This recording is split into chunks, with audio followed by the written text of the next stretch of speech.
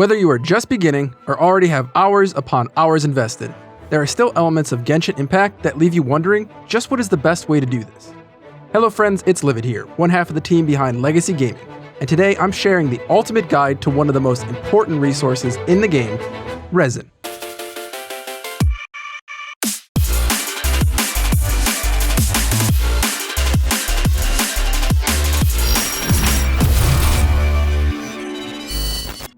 I know, some of you might already be saying, Livid, I know what Resin does.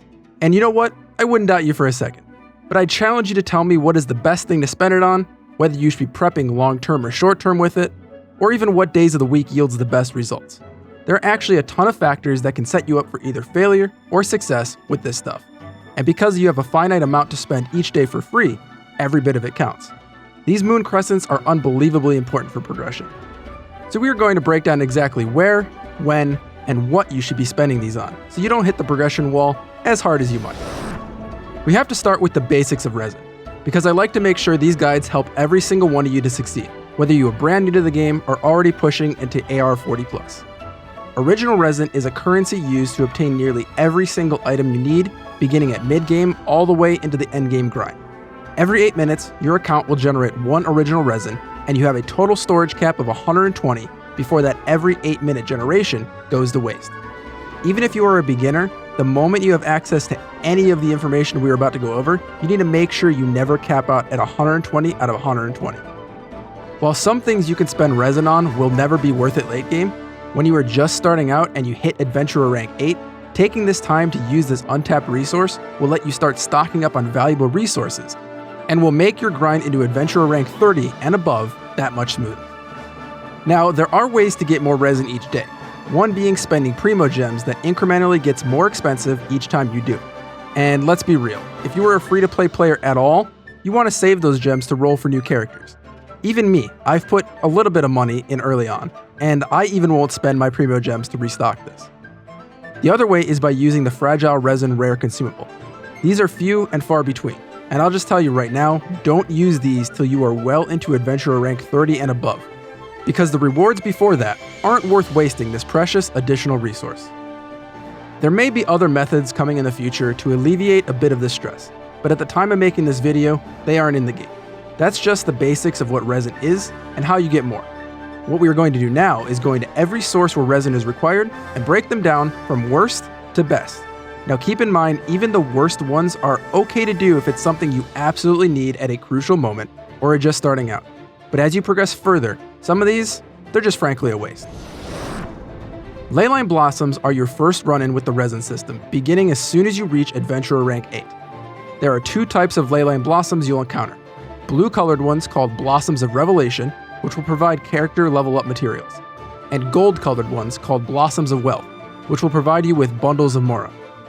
Being that these are the first and only things you have access to in the early stages prior to Adventurer rank 16, you should only be spending Resin on the Blossoms of Revelation, depending on how fast you are progressing to AR 16. If you are taking your time and foreseeing this taking a couple of days, use all your Resin each day to stock up on the character experience books the Blossoms of Revelation provide. If you are blowing past rank 8 and well into AR 16 within a day, I'd only recommend you do 1 or 2 just to keep your Resin from being full as you're progressing. The truth is, experience books and Mora are pretty common just by adventuring and leveling up, so don't feel bad about getting through this stage quickly. Completing these Blossom events and accessing the loot will unfortunately run you 20 Resin per loot collection. Way too high in my honest opinion for doing these early on. Once you hit AR 35 and up, the Revelations begin to award Purple Hero Writ books, which are way more valuable for the cost of Resin, but still not the best thing you could be doing. Domains are the next topic of discussion, and they're a pretty broad category. They are essentially miniature trials with time events and a certain number of enemies you need to dispatch without being killed. There are, however, different types of domains, with different type of rewards that unlock at very different levels of progression. Understanding these is key. Domains of Blessing are easily described as an early game to mid-game Resin trap, but become much more desirable to farm in the endgame. That's the main reason I have these so low on this list initially. Domains of Blessing reward artifacts as their main loot drop, the items in the game that contain random stat rolls and provide the traditional set bonuses to your team that most RPGs have. These unlock beginning at level 22 all the way up to level 35 currently. And at the very beginning, their loot pool is absolutely awful and offer rewards less desirable than that of an open world chest, making them a complete waste of your resin. This is because the rewards scale with your adventurer's rank, unlocking new tiers as you get higher and higher and begin to award 5-star artifacts towards the end. The Domains of Blessing are as follows: Midsummer Courtyard in Mondstadt at level 22, Domain of Giyun in Liyue at level 22, Valley of Remembrance in Mondstadt at level 25, Hidden Palace of Zhou Formula in Liyue at level 30, and Clear Pool and Mountain Cavern in Liyue at level 35. I wouldn't touch these until you are pushing well into AR 35 and above, and just the fact that some of these don't even open till then should sound an alarm in your head that that is the correct move. These are here toward the bottom because in terms of progression, doing these early on is a complete waste of 20 resin per domain, and 5-star items even begin dropping in the world in your 40s. 9 times out of 10, a world chest will give you better rewards for free. While they look appealing when they first open up, just ignore them. Trust me. Just take a look at my inventory of artifacts when I was at AR 30, having never run a single artifact domain. I had some 5 stars, a ton of 4 stars, and more leveling fodder than I knew what to do with. Even if you look at your Adventurer's Handbook and your rewards from the Adventurer's Guild, every time you rank it up, it gives you the potential for a 4-star artifact, materials, and much more. It's also important to note that in your Adventurer's Handbook, it says to clear X amount of domains for some of your quests. This just means beat them.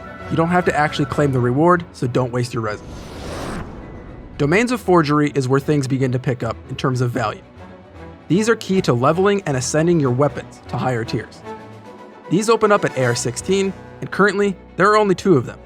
Cecilia Garden in Mondstadt, just north of Wolvendom, and the Hidden Palace of Lianshan Formula in Liyue, off to the northeast world border in Mingyun Village. I would highly recommend that as soon as you reach AR 16, immediately start spending your resin here, especially if you are taking your time leveling over the course of a few days. Prior to level 20, there really isn't anything else that will compete with these rewards, since these will be how you obtain your core materials for upgrading your weapons. Because of the fact that you can take lower tier items and craft them at the alchemy station into higher versions, stocking up on them sooner will make leveling your items later much easier, and will allow you to shift your resin focus onto other priorities. Just make sure to inspect your weapons to know which resource path your weapons will follow, so you don't stock up on something that you're never going to use.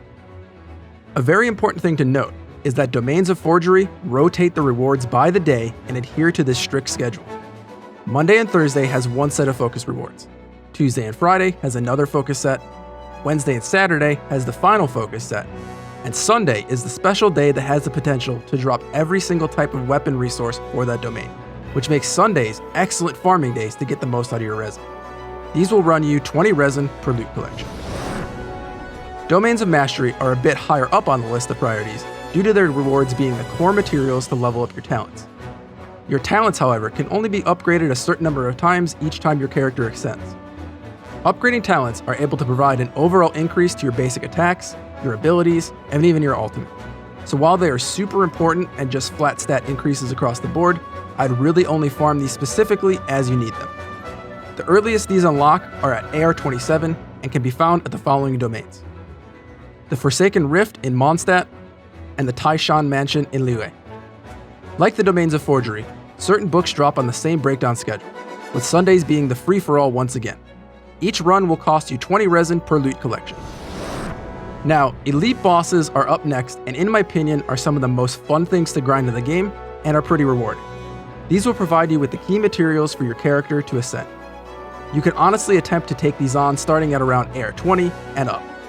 These have the potential to drop 2 core components toward your ascension, consisting of a main elemental gem type and a specific core component only found from each boss. Being that each elite boss follows a very clear elemental type, they have rewards that are appropriate. The Electro Hypostasis in Cape Oath drops gems and core upgrades for Electro-based characters. The Anemo Hypostasis in the Stormbearer Mountains drops gems and core upgrades for Anemo-based characters. The Geo-Hypostasis in the Giyun Stone Forest drops gems and core upgrades for Geo-based characters. The Cryo-Regisvine in Starfall Valley drops gem and core upgrades for Cryo-based characters. The Pyro-Regisvine at Guijo Slope drops gems and core upgrades for Pyro-based characters. and the Oceanid at BSU Plane drops gems and core upgrades for Hydro-based characters. If you have downtime and nothing to really spend your resin on, this is always a solid resin sink, but at 40 resin per loot collection. I typically farm these as I see myself coming up on ascending my characters, and is probably the best route to take. Last up are the weekly major bosses. Currently, there are only 2 world bosses, Andreas the Dominator of Wolves, and Dvalin the Storm Terror. These are unique instances that can only be claimed once per week and respawn every Monday. At 60 resin a pop, these bosses provide some of the best rewards in the game, and even Storm Terror scales with Adventurer rank. You can begin challenging them starting at around AR 25, and here's my advice. Dvalin's rewards to start are decent, as they can include weapon prototypes allowing you to potentially kit out your characters in 4-star weapons early on, but he doesn't get tier 5 artifacts in his loot pool until AR 30. Andreas, on the other hand, always has one consistent high-tier loot pool, full of things ranging from tier 5 character ascension gems to tier 5 artifacts and more. Of course, mixed in with a bunch of tier 4 items. I managed to get my first tier 5 item by chance my second time fighting him when I hit AR 30, so it is 100% worth the use of 60 resin. Just know these are probably the most difficult challenges for their tier, and will test how well put together and geared your team is. And there you have it, friends. Resin is the most important resource in the game, so it is absolutely critical, even as a casual player, that you use it as efficiently as possible, and hopefully, I helped with that. If you have any tips I missed and you'd like to share, go ahead and leave it in the comment section below. If you found this video helpful, consider smashing that like button and subscribing to Legacy Gaming. While you're at it, remember, you can always join us on Discord. Our community is spread across dozens of great games, so click the link below and join today. My name is Livid, and from everyone here at Legacy Gaming, thanks for watching, and play on.